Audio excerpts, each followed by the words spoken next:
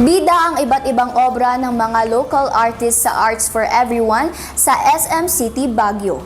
Silipin natin ang mga ito sa report ni Robert Magsilang.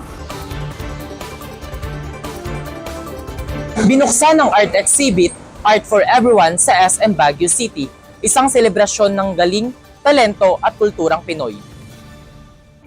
Ang naturang lugar ay ginawang art hub na nagtatampok sa iba't ibang obra ng mga local artists.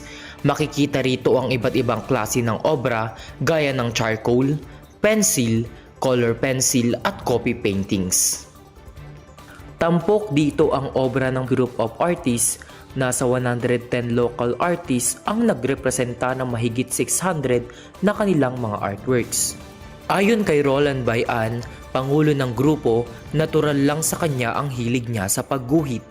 Anya, bata pa lang siya ay kinahihiligan niya na ang arts. Walang nagpan sa akin, natural lang na hilig ko nung bata pa ako. Hindi ko pa alam ang fine arts, hindi ko pa alam ang exhibit. Nag-drawing na ako. Inspirasyon, passion. Kahit na wala kang kahit masamang pakiramdam mo, sige pa rin, gawa ng gawa.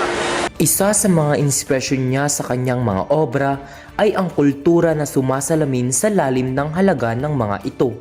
Ang Art for Everyone ay isinasagawa sa mga SM Supermalls sa bansa kung saan itinataguyod ang pagkamalikhain ng mga Pilipino.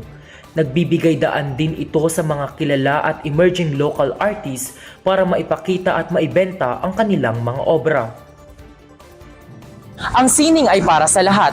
Suportahan ng ating mga local artists at mamangha sa kanilang mga obra.